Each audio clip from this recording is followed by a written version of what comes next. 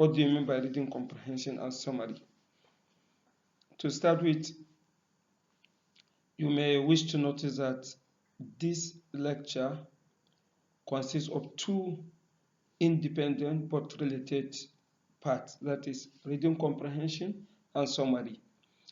Earlier in your schedule or in the course outline, you may notice that summary is a separate module, TAC module 6. But for the purpose of conveniences and comprehension, the lecture, we decided to match the two together, that is making the two lectures to go through, because reading goes hand in hand with comprehension, comprehension and then summary writing. So let us take note of the fact that the module 3 consists of two modules. Thank you. Let's go into the course proper. Hello, good day, ladies and gentlemen. You are welcome to another session of GSP lecture. I'm going to present now module 4, lecture 1, or part 1 of the module 4. The module is titled Writing Skill, and for the purpose of convenience, the lecture is divided into two parts. For the first part, we are going to look at the issues that relate to writing generally, and specifically we are going to look at the writing itself, what it is and how do we write, for example. And we are going to look at what makes a writing to be adjudged a good writing, that is essential of a good writing. After that, we are going to look at paragraph development, and within this paragraph development, what are the major components? We said we have what we call a topic sentence and supporting sentence as the component of paragraph development. Then we look at this topic sentence, what it is and how it is written, where it is placed in a paragraph. Okay. After that, we are going to look at essay writing as a genre of writing. Then, within this, we are going to look at the four major types of essay. That is a sub-classification of essay writing itself. And finally, we are going to look at letter writing in this lecture, in this part of the lecture. Under this letter writing, we are going to look at the types of letter and their format, how they are written, with some examples in the writing. As we go through this, once again, I welcome you. I am UOE MAIKYARI, the facilitator of Group D2, comprising the students of the Department of Anatomy, Physiology, and Pharmacy. Thank you once again. We go through the slide. I request that you listen, take note, ask questions, make comment and suggestion where necessary. Thank you.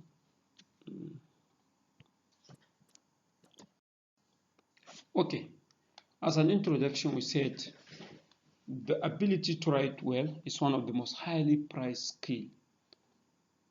We said it is a skill developed by practice, accompanied by a thorough knowledge of grammar, punctuation, and spelling. If you remember in our previous lecture where we discussed reading, comprehension, and summary, I have mentioned that reading and writing are the two skills that are called what? Literacy skill. And by literacy skill, we said these are skills that one learns through what? Overt instruction. One needs to be told, one needs to be guided on how to read and write, whether formally or informally. we said the two other skills, listening and speaking, do not necessarily require what? An overt instruction, what we call teaching. For the skill of reading and skill of writing are called what? Literacy skill. And at the same time, we said where reading is said to be receptive skill, writing is a what? Expressive skill, because one encodes the message for one to decode. Okay. As I mentioned in the previous lecture again, I said writing as a skill requires some training, that is overt instruction, what I've mentioned as an instruction. As you can see, you said it's a skill which can be developed through what? Constant practice, knowledge of grammar, and then punctuation, spelling for one to write well. Okay. Generally, we said where one writes a message of a kind is either sent to an audience or a group of audience,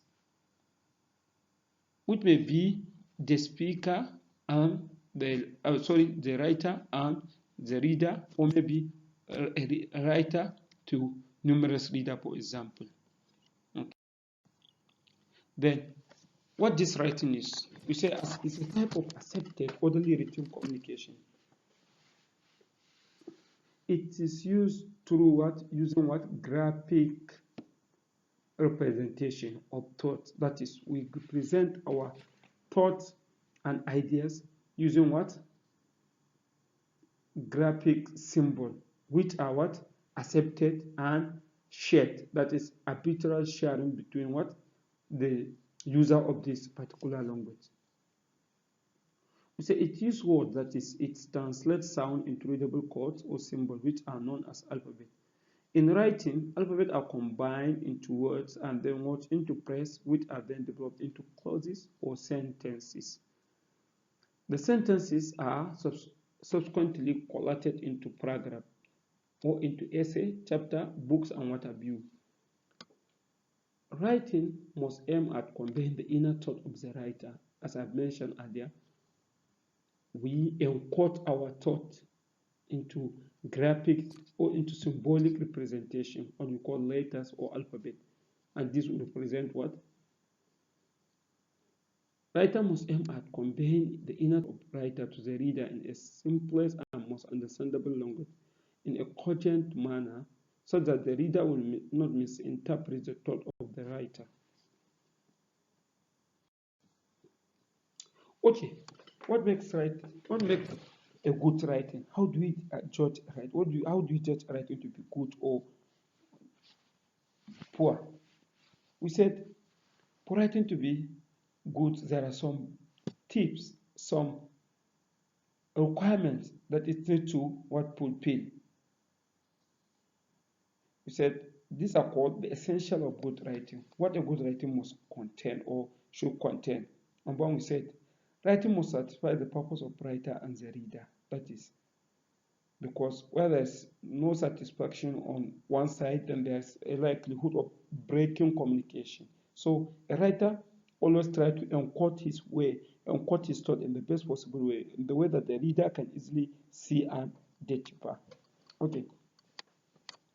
It must be well thought out so that the reader is able to identify its theme and purpose. A writer must choose a subject matter in which he or she is knowledgeable or can find materials to develop.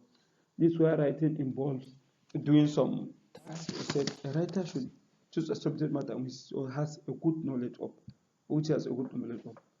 It must be organized in such a way that the reader can identify its strength.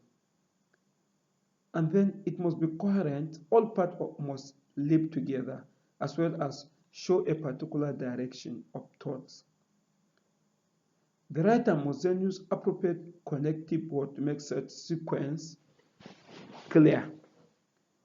Okay, what this means is that, as the last point said, it must be organized in such a way that the reader can identify its strength, that is, ability to follow clearly.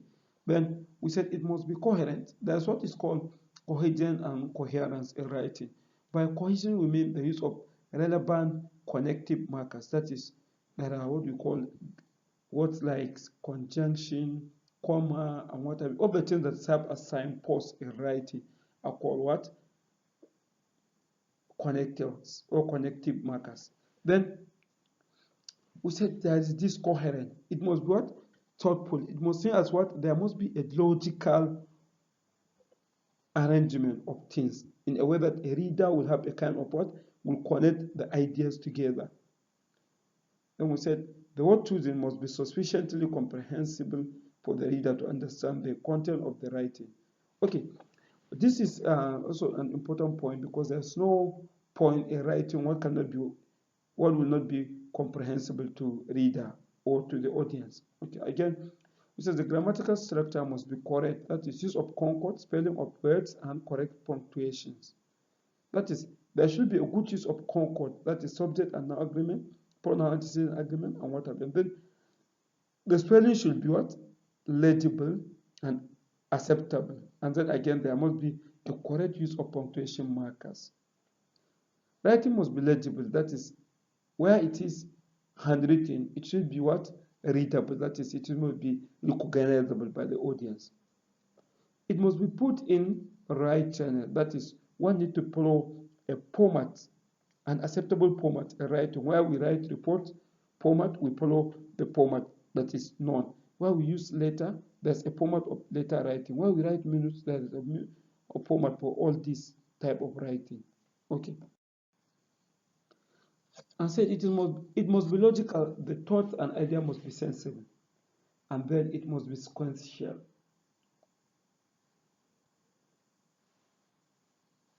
Then, and again, there should be a mix of sentence structure, that is, using simple, complex, and compound sentences. A writer should not be just in simple sentence or in compound sentence or complex sentence. There must be a mixture of the three types of sentences. As much as possible, it should express one idea in a paragraph, choosing a topic sentence and developing it into the paragraph, with the topic sentence containing the main idea. Well, we are going to explain what topic sentence is later. I think for every paragraph we develop there what is called a topic sentence. This is where the major idea is what is expressed in a paragraph. All the other sentences that accompany it are just a kind of what supporting argument for the topic sentence. If it is not fiction, it must be factual. Fiction allows imagination. Factual writing admit accuracy and verifiable truths. This is another point to note. If possible, illustrate with data, visuals, e.g. chart, graphs, diagram, pictures, and what have you. A good writing should be concise and precise, without wasting words because of cost and time of reader. If there is need to quote or use other people's original words, they must be acknowledged. Otherwise, the writing will be guilty of plagiarism or piracy, that is, stealing of intellectual property. The next is what? Paragraph development. What's a paragraph development? Or generally, what this paragraph means. We said a paragraph is a group of sentences that express a single idea. That is, it is a group of sentences that talk about a particular topic. A writing we divide essays into paragraphs, or generally writing into paragraphs. What this paragraph entails is that it expresses one major idea. And the very sentence which expresses this idea is called the topic sentence. The first sentence of the group is normally indented. That is, it begins a little bit more to the right of the margin than the rest of the sentence in group. Alternatively, a paragraph can be marked by leaving a blank line from the preceding paragraph. The topic of paragraph is usually introduced in a sentence. This sentence is called the topic sentence. The topic of a paragraph is usually introduced in a sentence. This sentence is called the topic sentence. As I've said, topic sentence always carries the most essential information required in a paragraph. The topic sentence can do more than introduce the subject of the paragraph. A good topic sentence state an idea or an attitude. That is, it serves as a controlling idea about the topic. It serves the purpose of being the controlling idea about the topic, as well as which control what the sentence in the paragraph will discuss. Then, how do we identify a topic sentence in a paragraph? We said this will be answered when we know where topic sentence is placed. That's why the question, where should the topic sentence be placed in a paragraph? Because it usually introduces the entire writing, the topic sentence often placed at or near the beginning of the paragraph. Although there is no harm placing paragraph in the middle or at the end of the paragraph, this is depending upon the writer's ability to manipulate ideas and to write, to make a kind of what? A coherent piece together. Okay, it can be placed near the middle or end of the paragraph, depending on the type of paragraph it is. Sometimes both the topic sentence and the controlling idea are not stated clearly in one sentence, but they are present. In this case, both are implied, that is, suggest state in the development of the paragraph. Okay, what is an essay? That is essay writing. We said this is another genre of writing which has a kind of what? Its conventions, its format, and its types. Then we say what this essay is all about. We say essay refers to any short piece of writing that analyzes or interprets a situation in a personal way. For example, many class assignments call for an essay writing because so much of what you write is likely to be in an essay form. Some essays contain the opinion of the writer. Some classify or compare and contrast situations, show relationship between things and ideas. Some describe a particular event, and in some, the writer tries to convince the reader to follow a course of action. This is the reason why essays are grouped into types according to what they do, what they try to do. In every essay, there are three major parts.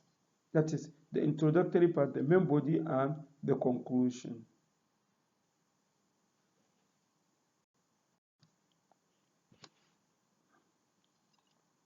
We said, as I've said, essays serve a purpose. Based on this purpose, they are classified into 4 types. What are these types? We said the first one is called narrative essay. We said this narrative essay tells a story of what happened in the past, which could be factual or created. It may be from the imagination or a kind of a factual, a true life story. So all the essay that narrates a story, an incident, is called what? A narrative essay. It said the dominant tense used in narrative essay is the first tense. If the narration is a typical experience, what people usually do, it may be going on now, then the present tense can be used. That is, where the experience is just what is currently taking place, it can be in present tense. Then the next one is descriptive essay. A descriptive essay gives a clear picture of a situation or an event, its outlook, its behavior, and what have you. So in descriptive essay, adverbs, adjective, figures of speech, metaphor, simile are normally used. The description, as the name implies, must be organized so that the reader can vividly imagine the scene, object, or a person being described. The next is argumentative essay, number 3. This type of essay presents a point of view convincingly for the reader to share or agree. It is meant to either persuade, prove a point, or discuss problem by giving various sides of the argument with or without solution and use facts where necessary. The next one is what? Descriptive expository essay. Sorry, expository essay. We said this involves giving explanation or specific directives.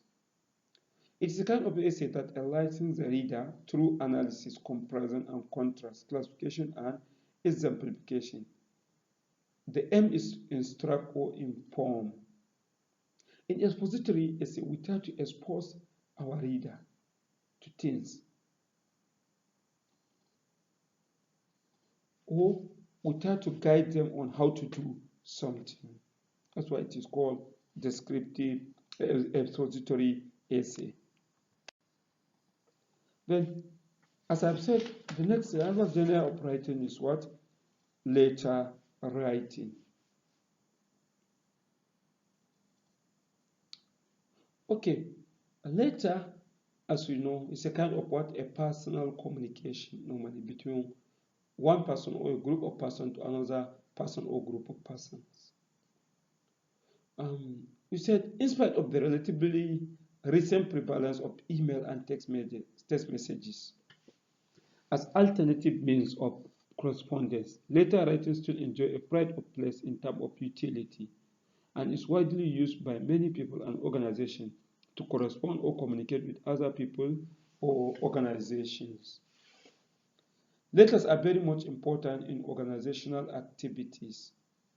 That is why company employs highly trained and specialized secretaries and legal practitioners to have, among other responsibilities, in writing good letters for them. Then, the types of letter. I think there's need for classification here. Scholars generally look at letters as type of letter with regard to the kind of information they convey or the kind of the content in which the letter of what is written. What letter intend to achieve? Is it a formal business, an informal business? Then the classification. So, and still there is this a kind of controversy as far as the intent of the letter is concerned. As we have said, emission may be formal or informal in letter writing. And in this regard, we can classify letters as either being what? Formal or informal. Yet, some scholars think and believe that it's kind of a semi-formal communication. That is a communication that is neither personal and not formal. So, midway, we have what is called semi-formal letter. So, each type of this letter is determined by the tone, physical picture, and the purpose for which it is written, as I mentioned. The business conveyed in the letter determines the kind of letter we write. Number one, we said a formal letter. What's a formal letter? Said a formal letter, otherwise known as business letter or official letter, is a letter meant for official communication in business establishment, public institution, or private organizations. A formal letter may take the form of an application letter, a letter of complaint, a letter of request, a letter of inquiry, a letter of acknowledgement, etc., and what have you. The language of formal letter should be accurate, concise, clear, and strictly formal, without unnecessary greeting and show of familiarity.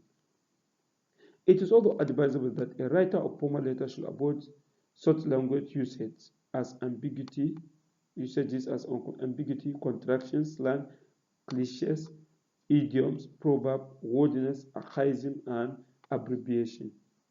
In formal letter, the tone should be seen as formal and respectful, clear and concise. That is, there's no room for personal greeting, exchanging personal banters, which can be found in informal letter, the use of contraction, slang, unnecessary non-conventional abbreviation, and what have you. Okay, we said formal letter normally has what we call a format. That is a kind of it has a formal structure with a relevant entry of what should come after what. So number one, we said it starts with normally an address. That is the address of the writer compass. In formal letter, we have two addresses. That is that of the writer and that of the recipient. But at the top left hand or at the top right hand, we normally write the address of the sender of the paper. And so the address can be in a block or slanted form. That is, it can be in slanted form or in block type. That is, the address should be straight or a kind of a slashing one. And everything in the address must be written in full with the exception of what? Formal abbreviation, things like PO Box, PMB, and what have you. The address of the writer is written at the top right hand side of the paper, as I have said, followed by the date, which comes. This is followed at the left hand side of the page by the address of the recipient, which starts at the first line following the last line of the address of the writer. Abbreviations such as ST for the street, RD for the road, etc. are not allowed in both the two addresses. The name of the country should be written if the letter is to be sent to another country. The next thing is immediately after the address at the top right hand corner, there should be what? The date. That is the date of writing. Date is very important as far as letter writing is concerned, because whatever we do, we work on this date. Information may be banal, outdated, depending on the day in which letter is written. So this why the date is very important in letter writing. The date can be written in different format. Maybe, for example, using number and month, or using month, or using day, number, and day, month, and year. Okay. The salutation. Although there's no personal greeting, there's a kind of an opening, which is in form of what? Which is a greeting, but in a formal way.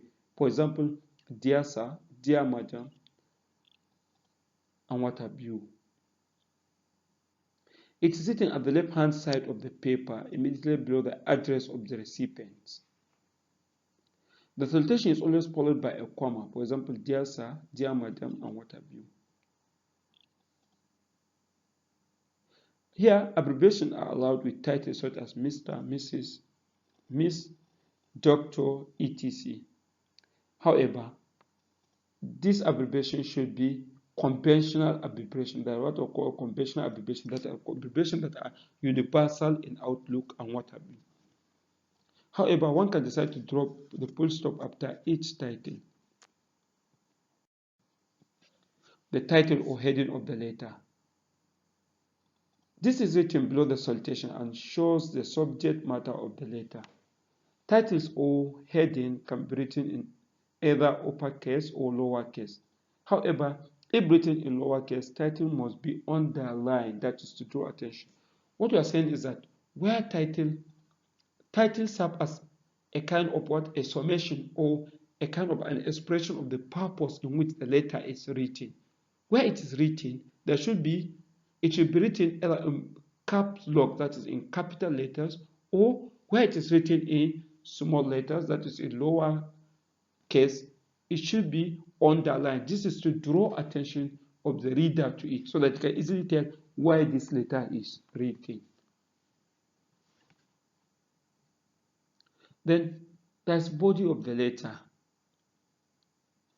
We said this section contains all the information which the letter aims to pass across.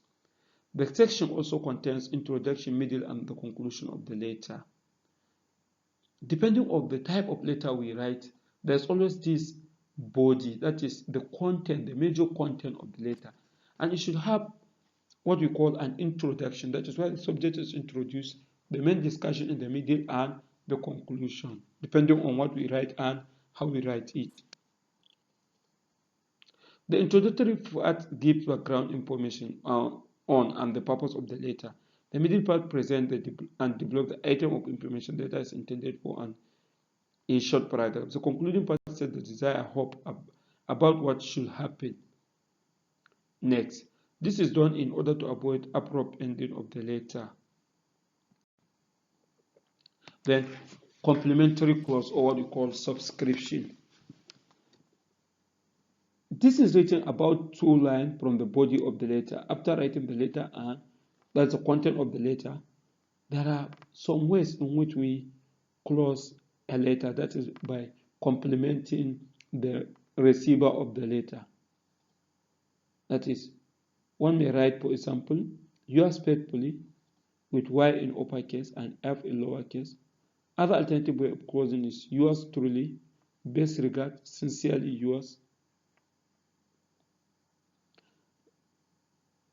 And the yours should not be contracted in any way. Note that only the first letter of complementary clause is written in uppercase. A comma should be used at the end of the complementary clause before the signature of the name and the name of the writer.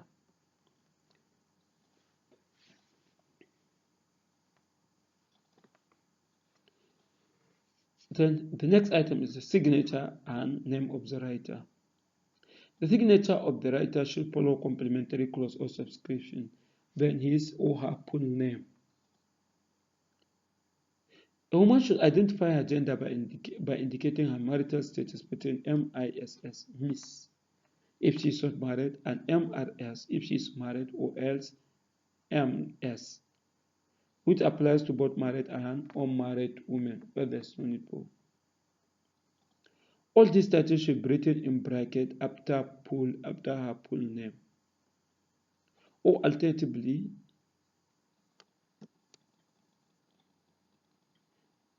the title should be left out, and maybe this should follow by, after it should follow by the office or the force or the capacity in which the writer is writing. For example, if he is a head of an organization, you can write, for example, chairman, executive chairman, secretary, and what have you, registrar, and what have you.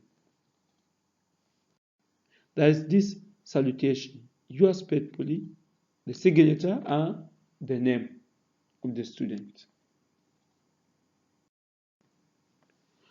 Informal letter.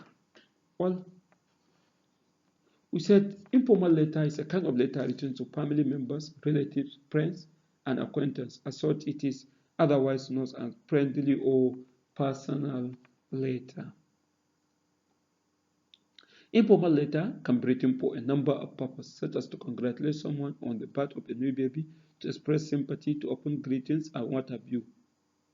Due to the level of familiarity between the writer and the recipient of an informal letter, the language of the letter is expected to be relaxed, casual, and chatty. However, the level of informality in this letter may differ from one person to another. This means that the language the person used in writing to his father, uncle, or a very senior brother could be quite different from the one he or she used to write to a friend or colleague, depending on one's familiarity, that is the writer familiarity with the reader. One can choose to be what? Informal with the language. However, there are people that we respect, yet we write an informal letter to them. In this case, we should accord them the kind of respect as if we are having a kind of what? A one-on-one discussion with them. For example, a former teacher, a former mentor, a former trainer, and what have you. Our language should be as if we are having a kind of what? Personal discussion. What are the format of an informal letter? Okay, unlike the formal letter, informal letter has its own format. Has its has a slight different format. What I'm saying, unlike a formal letter, in informal letter, we have some features which are not found in formal letter. We said in writing informal letter, there's no need for the two addresses. That is, there's no address of the receiver. So we only write the writer's address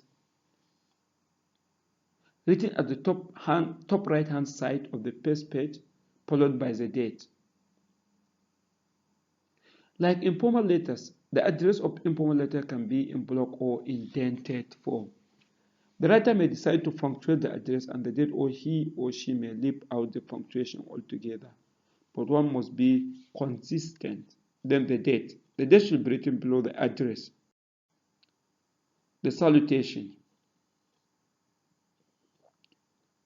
In informal letter, the salutation usually takes the form of dear son, for example, dear, and then the name of the person, normally his first name. That indicates familiarity.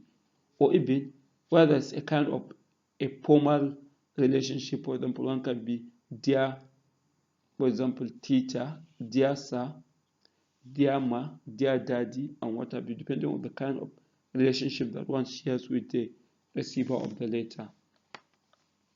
Note that the writer may decide to write the salutation in upper and lower case as the above example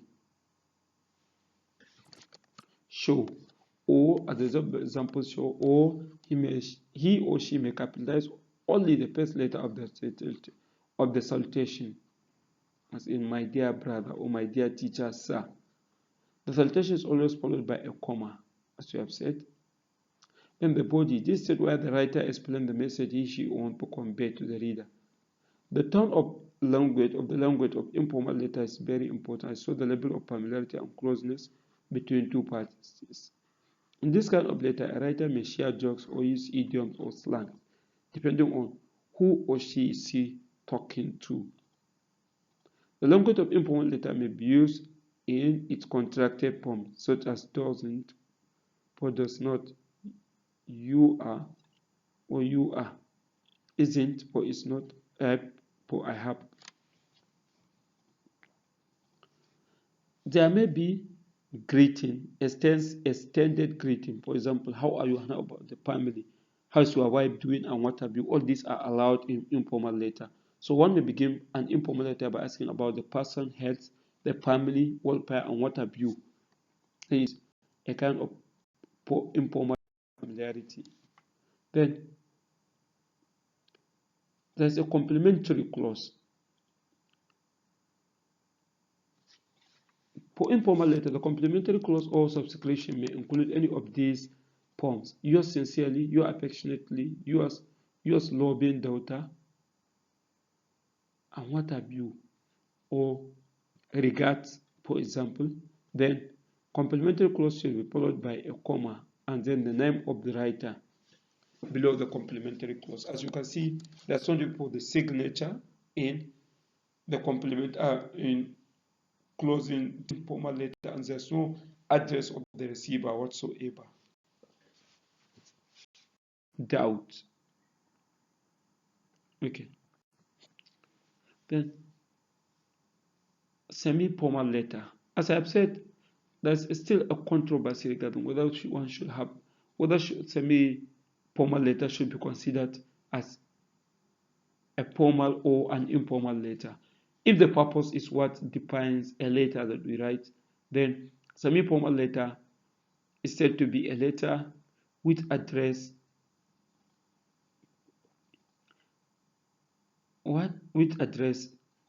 a personal issue but not written toward a close relative. So he said a semi-formal letter is a letter one writes to someone he knows but does not share close relationship or familiarity with. This includes letter to former school heads or boss for information, letter to an adult family friend, letter to a father, mother's friend, and similar persons. This kind of letter contains only the address of the writer followed by the salutation. For example, dear Mr. Tao, dear sir, etc. This followed by, and then the body of the letter, which should be written in polite and respectful manner. However, the language should not be too serious to the extent that the letter looks more formal than semi-formal letter. The closing of semi-formal letter may range from more formal to less formal. Thus, the letter can be closed with yours sincerely, yours truly, best regards, cordially, and what have you. Finally, the writer should write his name in full or his initials and the surname below the complementary clause. This takes us to the end of Module 2, number 1. In Module 2, number 2, we are going to continue with the other aspect of writing. Remember we said in this module, we look at the writing itself as a skill, then the essential of good writing, what makes writing to be considered a good one. Then we look at paragraph development, topic sentence and how it is formed, essay writing, under which we look at the 4 types of essay, namely the narrative, the descriptive, the argumentative, and the expository essay. Then the letter writing, their types, and their feature and structure. Thank you for listening. Questions, comments, observations are welcome and encouraged. See you in the next part. Thank you.